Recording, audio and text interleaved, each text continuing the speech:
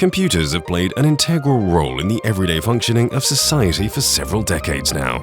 We use them at work, in schools, and even recreationally. It's almost impossible to imagine going back to a world without computers. But contrary to popular belief, they've been around much longer than you may have realized.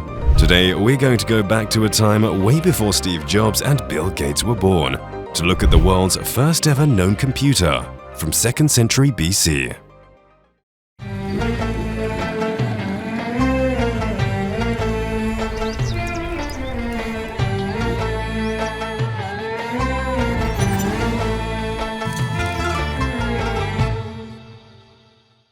Lying off the coast of the Aegean Sea, between the islands of Crete and Peloponnese, is the tiny Greek island of Antikythera.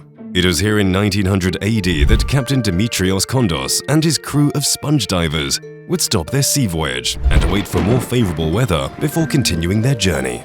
The small crew hailed from the Greek island of Symi and was on their way to fishing grounds off the North African coast of Tunisia. While waiting for the storm to pass on the island of Antikythera, they decided to make the most of their time by diving off of the coast of the island using contemporary diving suits.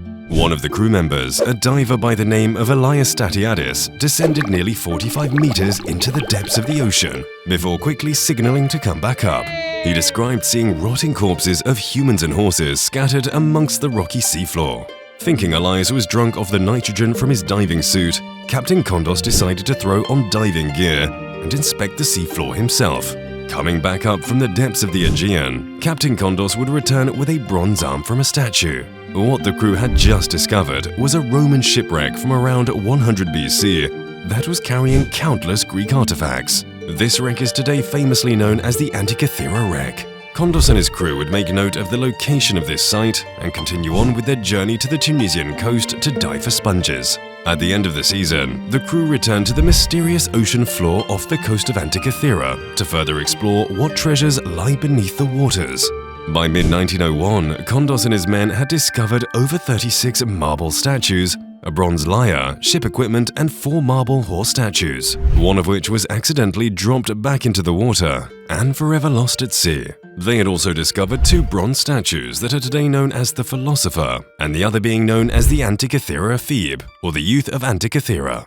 By the end of the summer of 1901, Captain Kondos and his crew had quit salvaging the site due to 2 of the crew members ending up paralyzed from decompression sickness, and because of the death of another crew member by the name of Georgios Kritikos. It would be another 52 years until the site would be sought out again, when French naval officer and explorer Jacques-Yves Cousteau explored it in 1953, and again with a full team in 1976, where they recovered nearly 300 more artifacts.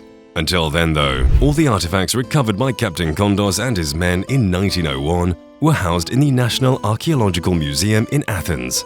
It wouldn't be until 1 year later, in 1902, that Greek archaeologist Valerios Stai would make the most astounding discovery out of the entire shipwreck while studying the ancient artifacts. This discovery is an artifact commonly referred to as the Antikythera Mechanism and is often considered to be the world's first computer.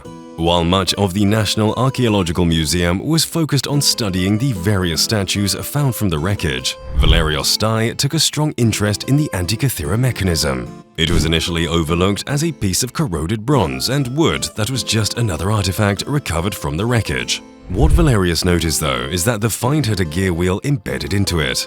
At first, Valerios thought it was an astronomical clock, but when sharing his findings with his colleagues and other experts in the field, his theory was quickly shot down. The piece was then dismissed as nothing but non-contemporaneous with the other findings of the ship due to its complex and advanced structure that seemed way ahead of its time. After being entirely disregarded as something coincidentally lost at sea hundreds of years later at the same location, the Antikythera Mechanism would sit unbothered until a British science historian and Yale professor by the name of Derek J. de Sola Price started to take an interest in the artifact. Derek would study the mechanism for the next 20 years, publishing 2 papers concluding that it was a planetary computer. So, let's stop right there. Are we saying that this is a computer you could message your friends on and share funny videos online with? Absolutely not. Yeah, I know, it sucks. But while the Antikythera Mechanism wasn't what we see in modern computers, or even those in the 60s and 70s, it was still revolutionary for its time and still considered a computer, more specifically an analog computer. But what exactly is an analog computer? The official definition, according to Britannica, is any class of devices in which continuously variable physical quantities, such as electrical potential, fluid pressure, or mechanical motion, are represented in a way analogous to the corresponding quantities in the problem to be solved. The analog system is set up according to initial conditions and then allowed to change freely. Answers to the problem are obtained by measuring the variables in the analog model. The Antikythera mechanism perfectly fits this definition. The speculated 37 gears that were originally part of the full artifact would track the movements of the Sun and the Moon, as well as any irregularities in the Moon's orbits. More controversial theories claim that it was also able to track the orbital positioning of the 5 known planets of our solar system at the time. The Antikythera mechanism could track these sophisticated alignments when the user of the device would crank a knob. The knob would then engage the gears, which would move 7 different hands on the device, each moving at a different speed than one another. Each hand was represented by a small little ball that was color-coded to either represent the Sun, the Moon, or the 5 known planets at the time. The back of the Antikythera mechanism also contained 2 separate dials, one indicating lunar and solar eclipses, while the second one tracked the timing of important events in the Greek world, such as the Olympics. Various mechanical devices utilizing the movement of gears, especially related to telling time, were prominent in the Byzantine Empire and the Muslim world, though none were as sophisticated as the Antikythera mechanism. In fact, the world wouldn't see any device this advanced until 14th century Europe started using the newly invented mechanical astronomical clock, nearly 1,500 years after the creation of the Antikythera mechanism. Many historians speculate that the creation of the Antikythera mechanism is not the first of its kind, and that the innovation itself may have been around for a much longer time.